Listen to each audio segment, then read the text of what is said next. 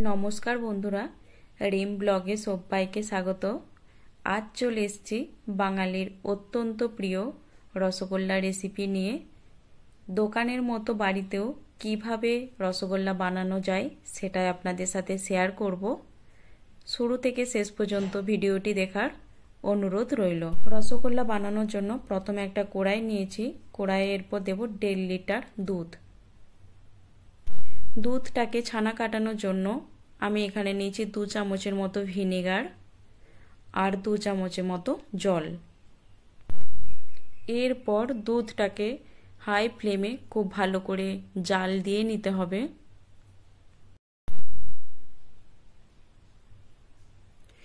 দুধ ফুটে উঠেছে, এরপর দিয়ে দেব ভিনেগার আর জলের মিশ্রণটা।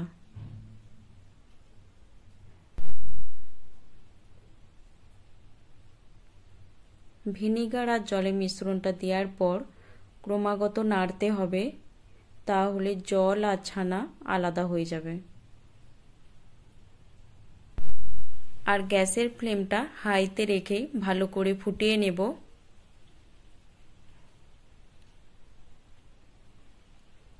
খুব ভালো মতো ছানা হয়ে গেছে। এরপর একটা সুতির কাপড়ে ছানাটা ছেঁকে নেব।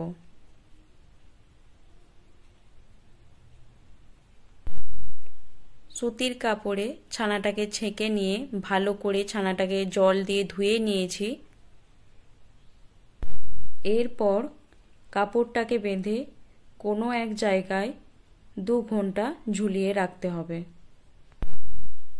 2 ঘন্টা পর ছানার জল খুব ভালো মতো ঝরে গেছে। এরপর একটা প্লেটে নিয়ে নেব। এরপর ছানাটাকে খুব ভালো করে মেখে নেব।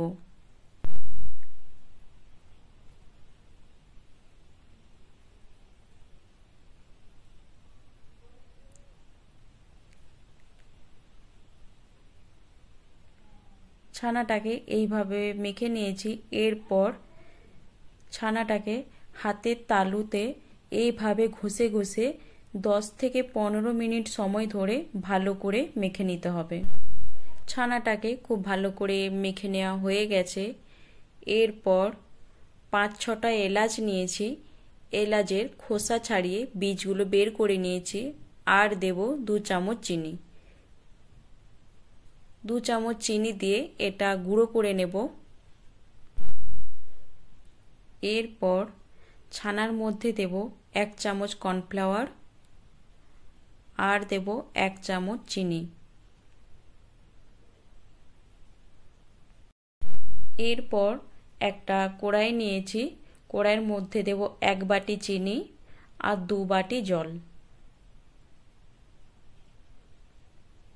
জল আর চিনিটা হাই ফ্লেমে মিনিট 5 সময় ধরে ভালো করে ফুটিয়ে নেব।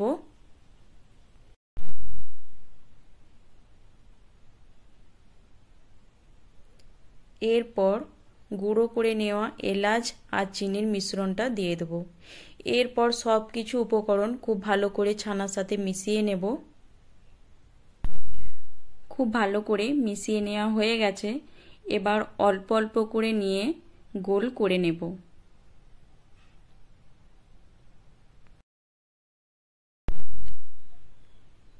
খুব ভালো করে গোল করে নিয়েছি।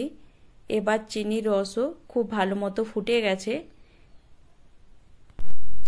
এবার চিনির রসের মধ্যে ছানার বলগুলো দিয়ে দেব। গ্যাসের ফ্লেম হাইতে রাখতে হবে।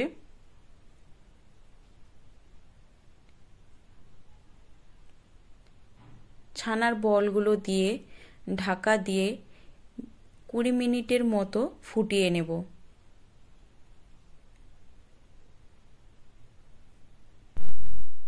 10 মিনিট পর ঢাকা খুলে দেখে নেব। ছানার বলগুলো অনেকটাই ফেপে বড় হয়ে গেছে। আবারও ঢাকা দিয়ে 10 মিনিট ফুটিয়ে নেব। 20 থেকে 25 মিনিট সময় ধরে রসগোল্লাগুলো খুব ভালো করে ফুটিয়ে নিয়েছি। এবার গ্যাসের ফ্লেম অফ করে দেব। অফ করে 2 মিনিট এভাবেই রেখে দেব। এবার অপর দিকে 2 কাপ চিনি আর 3 কাপ জল দিয়ে চিনির রস করে নিয়েছি। ওই রসের মধ্যে রসগোল্লাগুলো ঢেলে নেব। ঢেলে নিয়ে 2 ঘন্টা রেখে দেব।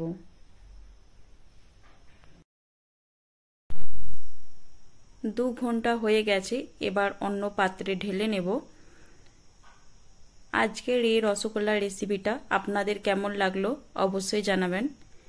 আমার চ্যানেলের নতুন বন্ধু হয়ে থাকলে চ্যানেলটি সাবস্ক্রাইব করার অনুরোধ রইল। আজকের মতো এই পর্যন্তই। আবার হাজির হয়ে যাব নতুন কোনো রেসিপি নিয়ে। ধন্যবাদ।